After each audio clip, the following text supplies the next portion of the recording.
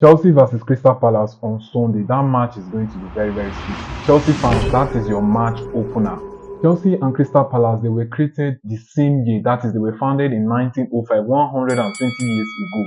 But if you look at the two clubs, their history, what they won and everything, Chelsea is by far better than Crystal Palace. To add salt to that wound, Crystal Palace only won their first trophy last season after 120 years in the FA Cup final against Manchester City, and second trophy this season against Liverpool in the Community Shield final, which is the match opener or the curtain opener of the new season. This success is tied to Oliver Glasner, their new coach that has been helping them. This guy has won the Europa League with Frankfurt before, and now you know when they say somebody is a winner, it's not like Arteta. And now you know why clubs go for a winner, a born winner, somebody that has done it before. It is very easy for them to replicate it again. Now let's go down into this match. Do you know that Stamford Bridge was built not for Chelsea? Stamford Bridge Stadium is located in Fulham. It's not even in Chelsea Street or Chelsea area in the West London side. It is located in Fulham. That is why people normally joke around that Chelsea fans, Fulham own you guys, they are your landlords. It is true. Stamford Bridge is in Fulham. And that stadium was not built for Chelsea. It was built for other sports, for athletic sport. Then later on, the people that built it now felt like, okay, we have this big stadium, but we are not using it very well. So they say, let us now create a club called Chelsea. That was how Chelsea was formed. Now, the metrics I'm going to be using to analyze this match, which is going to be played on Sunday, number one metric I'm going to be using is their head-to-head. If you check Chelsea and Crystal Palace, Chelsea have a big record over Crystal Palace. In short, Chelsea owns Crystal Palace. Crystal Palace, which their nickname is Eagles, lost 13 consecutive times to Chelsea, like back to back to back from March 2018 to early 2024. That is the highest winning any club has ever won in the Premier League. So Chelsea, they are sharing this record with Manchester City. Manchester City did it against West Brom and also Bournemouth. Imagine your club being beaten by one club every time for 13 times straight. They have left you behind. It is very, very, very bad. If you check their last meeting last season, in the first leg and the second leg, they finished 1-1. And in those matches, Chelsea were the first to score, but Crystal Palace later came back to equalize, and the match ended in a draw. Now, the next metric that I'm going to be using to analyze this match is their signings. Which player do they have now? Who are their new signings? How are these two clubs able to improve their squad? For Crystal Palace, they are only able to sign two players. One is the goalkeeper. His name is Walter Benitez from PSV for free transfer, and also Bona Souza, who is a left back from Ajax. They signed him for £3 million. So for all the things where Crystal Palace don't win, the FA Cup, the Community Shield, qualifying for the Europa League, but unfortunately they were demoted to the Conference League because their owner, John Textor, at that time had a stake, or he's a shareholder of Lyon, and Lyon also qualified for the Europa League. So they now use this metric to demote Crystal Palace because Crystal Palace finished lower than Lyon in the French league. So Lyon finished higher in the table than Crystal Palace in the Premier League. That was why they now favor Lyon to go for the Europa League, and Crystal Palace was demoted to the Conference League. Bro, these guys have European Cup to play, and they have not signed many players. They only signed a left back and one free transfer goalkeeper.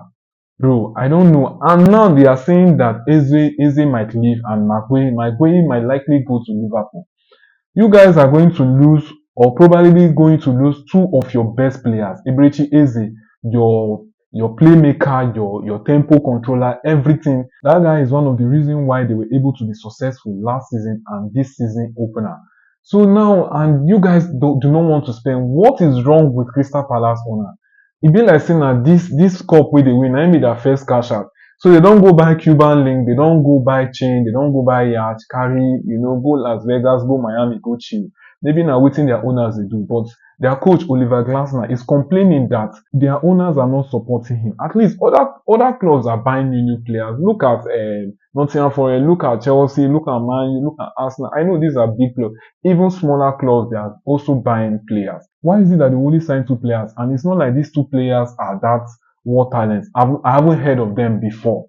Now let's look at Chelsea signing. Chelsea have a net spend of £206.4 million in their player signing. They have signed 8 players so far. And this money that I've called is excluding add-ons, that is the bonuses and the extra clauses in the players' contract. These are the players that Chelsea have signed.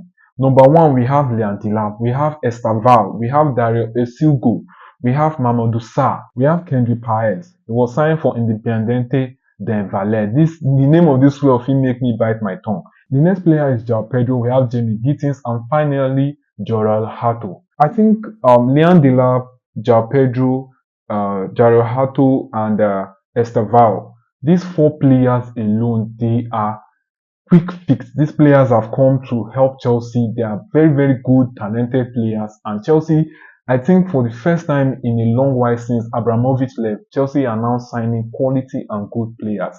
I know they got Palmer, they got Caicedo, but remember, Palmer was the only one that hit the ground running. Caicedo needed time to gel into the team, even Enzo Fernandez. But these players so far so good. Winning the Club World Cup and also not losing in the preseason, it talks a lot about Chelsea signings. Now, before I compare their number 9s, please, you that is watching this video, I would like you, or I'll be glad if you like this video. I'm looking for just 10 likes. It will not cost you anything to like this video. And if you have not subscribed, please hit the subscribe button. That is the metric that I use to know if I'm giving value to you. Now, let's jump to their number 9. I will start with Crystal Palace, Jean-Philippe Mateta. This guy is 28 years old. The only medal he had before winning these two trophies was a silver medal, which he won with the French national team. When they played Spain in 2024 Olympic final, Spain beat them 5-3 in that match. So they won the silver medal. This guy scored 17 goals and 4 assists last season. He's huge, he's tall, he can bully defenders, he knows how to do link-up plays, he knows how to run into channels and everything. This guy is a goal poacher. He's a complete number 9. I would have been glad if Man United signed Jean-Philippe because he's a Premier League proven striker. Why Chelsea striker on the other hand, João Pedro? Remember, Chelsea have 2 number 9s or 3 number 9s. Nicholas Jackson, he's not favored in the team. I think he's surplus to requirements and he might leave the squad because if he stays, now bench go kill him. Liam Delap was signed to replace Nicholas Jackson, but unknowing to him, he wasn't the first wife. Chelsea went on to sign João Pedro, and João Pedro has flair. This guy knows how to score. This guy helped them to win the Club World Cup. João Pedro's first ever trophy in his life, in his career, was that Club World Cup, which he only played 3 matches and he scored 3 goals. He started his career in Fluminense.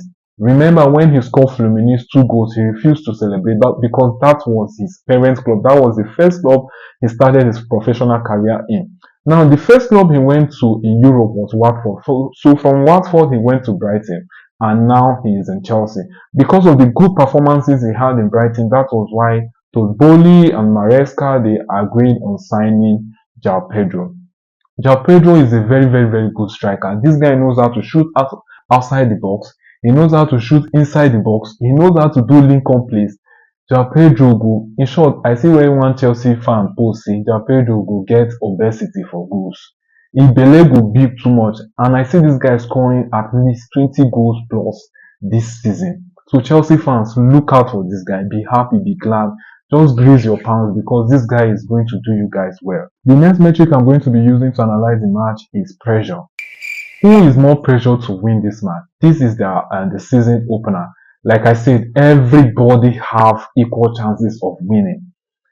Oliver Glasner, on the other hand, he has less pressure. He's short, his fans' favorite. He has done what no other coach has done in the club. In short, not any other owner or player or whatever or anything you can call it, even a ball boy has done for the club.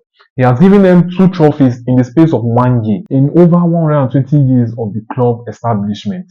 So even though he loses this match, I don't think the fans are going to be angry because the board has not supported him well so far. Like I said, he was complaining that he only has 2 signings, a left back and a goalkeeper. That is not going to reinforce your squad. That is not going to make your squad stronger. And remember, if Man United are not able to get Baleba, Man United might go for Adam Wharton, their defensive midfielder. So Crystal Palace need to make a lot of signing. From all this money we want to make signing. We could not allow this coach to lose again because now like this, if anything goes wrong, it will not be his fault. These guys are going to be playing in Europe, and we know what happens to clubs that played in Europe. Look at Newcastle when they qualified for the Champions League. Look at Aston Villa when they qualified for the Champions League.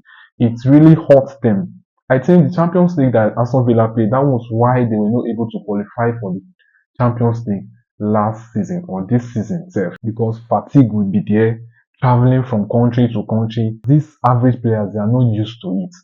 And now you are going to the conference league wey be say you fit even go dey play match for where train dey pass. Train fit dey even pass for side of the field. So bro, it will not be easy for Crystal Palace this season. They need to sign. While Maresca on the other hand, Maresca don make Chelsea fans high. Club champion, club world champion. E don give them hopium. Like Chelsea fans now, the only thing wey they want dey see na win, win, win, win. Omo, if Maresca no qualify for Champions League this season or win another cup this season, omo, they go call for him sack. Me, I know Chelsea. Chelsea know how to sack coaches. They are the ones that have sacked so many coaches. Among the top 6 in the English Premier League, they've sacked so many coaches since the time of Abramovich. And even as Todd Boehly took over, he has been doing the same thing. Pochettino, even Tuchel, and now Maresca. So Maresca is under a lot of pressure from the fans, because the fans will not accept a draw or a lose in this match. But Maresca came out to say that the board, they are not pressuring him because he has done well so far. They are just supporting him. That is why they are giving him all this money to sign these players.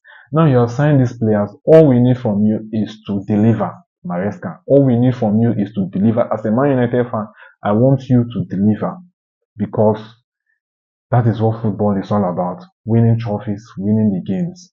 Now, my prediction for this match. Before I talk my prediction, I want you to please like this video. I'm looking for just 10 likes. It won't cost you anything. So my prediction for the match, I think Chelsea are going to win this match. João Pedro might get a goal in this match. If he's going to start, if he's going to play the full 90 minutes, Palmer will get an assist in this match. I'm not saying, I'm just thinking out of the box. I'm just imagining what is going to happen in the match, because Chelsea have a good record over Crystal Palace, though they draw in their last matches last season. Chelsea are going to win this match 3-0. And that is my stand, and that is my prediction for this match. So guys, I've come to the end of this video. Like, subscribe. I will see you for the next one, my fellow Chelsea people.